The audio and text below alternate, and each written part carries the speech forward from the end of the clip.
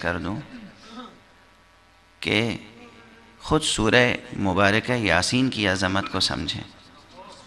سورہ یاسین کو سب سے پہلی عظمت تو یہ حاصل ہے کہ اس کا نام اسم گرامی مصطفیٰ پر ہے۔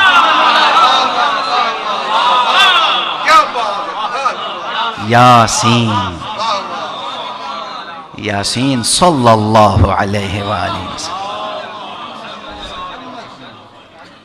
اسی لیے ادب تلاوت یہ ہے کہ جب آپ سورہ یاسین پڑھیں تو کہیں بسم اللہ الرحمن الرحیم یاسین، پھر ٹھہر کے کہیں صلی اللہ علیہ وآلہ وسلم، پھر آگے بڑھیں، اور پھر جب آپ کہیں والقرآن الحکیم انک لمن المرسلین تو پھر ٹھہریں اور کہیں اللہم صلی علی محمد وآلہ وجمیع المرسلین، اس کے بعد آگے بڑھیں۔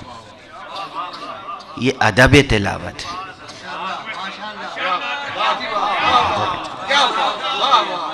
جہاں بھی حضور کا تذکرہ آئے صراحتاً یا کنایتاً وہاں درود پڑھنا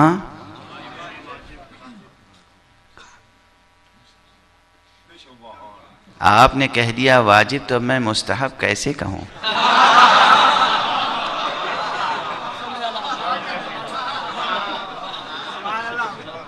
یہ ایسا مستحب ہے کہ اسے واجب ہی جانو۔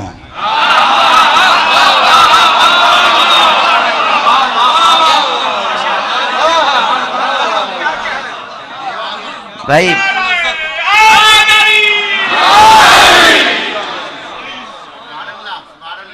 بعض ایسے مستحبات ہوتے ہیں جن کا ثواب واجبات سے بڑھ کر ہوتا ہے، اس سے کسی کو اختلاف نہیں ہے، لیکن اس کے یہ معنی نہیں ہے کہ وہ مستحب ادا کر کے واجب ساقط ہو جائے گا، یہ نہیں ہے۔ واجب واجب رہے گا، قائم رہے گا، برقرار رہے گا۔ انسان واجب ترک کرے گا تو گناہگار ہوگا، عقاب ہوگا، عذاب ہوگا، جب تک کہ پروردگار اپنی رحمت کاملہ سے مغفرت نہ فرمائے۔ مستحب ادا کرنے سے واجب ساقط نہیں ہوگا، لیکن پھر بھی ایسے مستحبات ہیں جو ثواب کے اعتبار سے، اجر کے اعتبار سے، وزن کے اعتبار سے واجب سے بہت بڑھ کر ہیں۔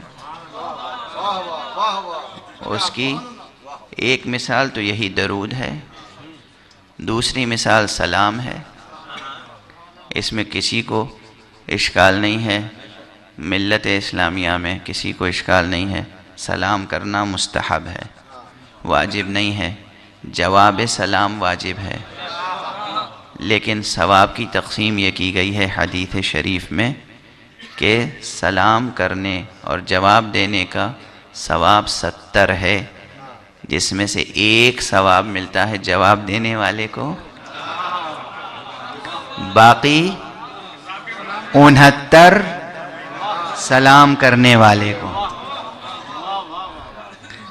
تو بعض مستحب ایسے ہیں جن کا وزن بہت ہے، جس میں پہلا صلوات کا درجہ ہے، دوسرا سلام کا درجہ ہے، دوسرا سلام کا درجہ ہے، تیسرا عزاداری کا درجہ ہے۔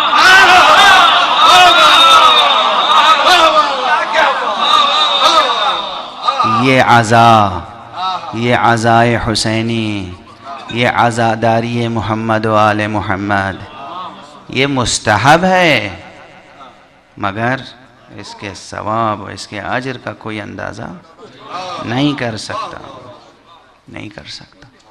میں نے ابھی پھر یہ جملہ کئی جگہ کہا ہے اور کہتا رہوں گا ہمیشہ کہ عزاداری وہ قلعہ ہے جس کے اندر اسلام محفوظ ہے۔